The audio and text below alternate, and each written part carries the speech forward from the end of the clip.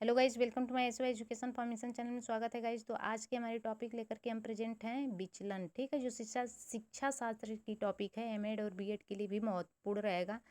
देखते हैं विचलन के बारे में आज इंक्लूड करके जानेंगे कि सामान्य अर्थों में किसी भी समूह के अलग अलग प्राप्तांकों का उस समूह के प्रतिनिधि मान तथा केंद्रीय मान में अंतर या फैलाव को ही क्या कहेंगे, हम समूह का विचलन कहते हैं। तो आई होप कि विचलन क्लियर हो गया होगा।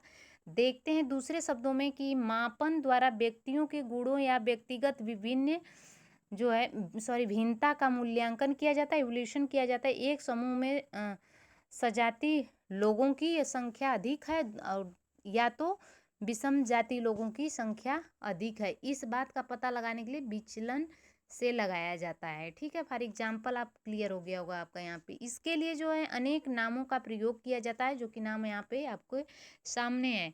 और यहाँ पे महत्वपूर्ण परिभाषा यहाँ पे गैरेट की है। इसके अकॉर्डिंग विचलनशीलता का अर्थ है प्राप्तांकों के समूह या फैलाव। यह फैलाव प्राप्तांकों की केंद्रीय प्रवृत्ति के चारों तरफ होता है।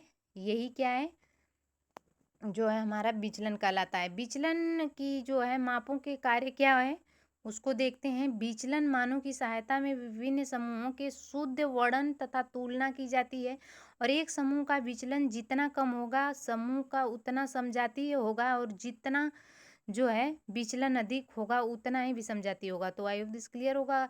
आगे देखते हैं इसके प्रकार क्या है। विचलन मापों के टाइप्स, काइंड्स ऑफ विचलन के यहाँ पे देखेंगे। वेरिएबिलिटी के क्या है, तो विचलन मान को ज्ञात करने के लिए 6 विधियां हैं। ठीक है, इसके विधि क्या है, प्रसार है, रेंज है, मध्यमान विचलन है, चतुर्थांश विचलन है, मानक विचलन है, विचलन गुणांक है, विश्वास सीमा है। तो आई होप 6 है, नाम आपको पता होगा। तो प्रसार के बारे में जानेंगे कि अधिकतम अंक या मान, हाईएस्ट स्कोर तथा न्यूनतम स्कोर लोअर स्कोर के अंतर को प्रसार कहते हैं। जैसे प्रसार हो रहा है, फैला हो रहा है, तो अधिक हो रहा है या कम हो रहा है, वही चीज़ हमारा क्या होता है, विचलन होता है। तो फर्स्ट प्रकार में ये आ जाएगा। ठीक है, जैसे यहाँ पे आप विस्तार का या प्रसार अधिकतम अंक माइनस न्यूनतम अंक। ठीक है, अगर इस तरह से आता है तो इसको हल करेंगे। इसकी क्या है लिमिटेशन, देखेंगे कि प्रसार का प्रयोग बहुत ही सीमित रूप से होता है, क्योंकि इसमें केवल छोरों की संख्या महत्व दिया जाता है। विचलन या जो मापक होता है समूह के आंतरिक विसर्जन का कोई ज्ञान नहीं करवाता है। अब यन की संख्या न्यायादर्श की संख्या कम हो या आवृत्ति वितरण में खाली स्थान ज़्यादा हो, तो ऐसी स्थिति में प्रसार विचलन की सही माप नहीं कर पाता है। ठीक है, जब दो नमूनों की संख्या भिन्न हो तो विचलन की तुलना के लिए प्रसार का उपयोग नहीं किया जा सकता है, क्योंकि यन की जो है न्यायादर्श संख्या बढ़ने के साथ साथ प्रसार के बढ़ने की संभावना जो है पॉसिबिलिटी होती है। अब देखेंगे मध्यमान के बारे में। विचलन, औसत विचलन या गिलफोर्ड के अकॉर्डिंग मध्यमान विचलन या औसत विचलन सभी जो है प्राप्तांकों के मध्यमान के सभी विचलनों का औसत होता है, जबकि योग में जो है गणितीय के धन ऋण चिन्हों को महत्व नहीं दिया जाता है।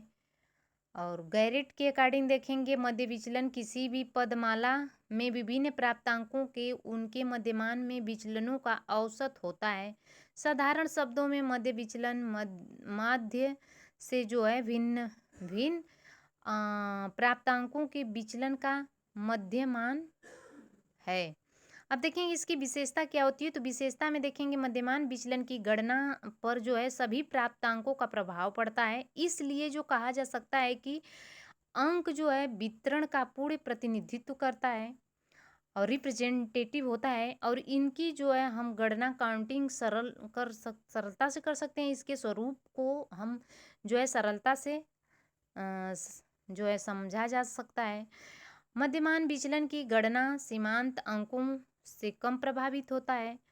और मध्यमान विचलन की लिमिटेशन क्या होता है, तो गणितीय दृष्टिकोण से जो है इसकी गणना दोषपूर्ण, क्योंकि इसकी गणना के लिए धन ऋण चिन्हों की जो है और ध्यान नहीं दिया जाता है।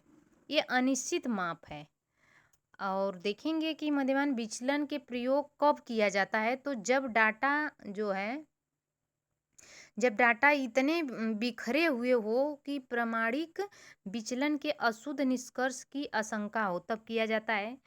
और है कि जब परिशुद्ध शुद्धता की जगह साधारण शुद्धता ही आवश्यक हो, तब किया जाता है। जब प्राप्तांकों का वितरण लगभग समान हो, तब किया जाता है। वितरण के प्रत्येक प्राप्तांक को उनके जो है आकार अनुसार महत्व दे हो। और जब वितरण के मध्य मान के दोनों ओर जो है विचलन ज्ञात करना हो, तब किया जाता है। अब देखेंगे गणना के लिए जो हम करेंगे तो इसके सूत्र हैं, 2 सूत्र हैं। अव्यवस्थित आंकड़ों में जो है EMD का मान और व्यवस्थित आंकड़ों के मध्य विचलन को निकालना। ठीक है, तो इसको बिल्कुल लर्न करके रखेंगे। यहाँ पे EMD बराबर सिग्मा x/n दिया हुआ है, वही चीज़ बिल्कुल आप देखेंगे इसको इंक्लूड किया हुआ है। दूसरे नंबर पर दिया है कि EMD बराबर सिग्मा FD/n। ठीक है, तो आई होप ये क्लियर हो गया। उसी के आधार पे ये देखेंगे। तो वैसे एग्जाम में ये नहीं पूछता है, फिर भी आप स्क्रीनशॉट मारेंगे और इसको देख लेंगे। ठीक है, देखते हैं आगे चल करके। अब हम कल आपको चतुर्थांश विचलन करवाएंगे। ठीक है, अब इसमें हमें तीसरे नंबर पे चतुर्थांश और मानक विचलन विश्वास, इसके बारे में कल इंक्लूड करेंगे। Thanks for watching.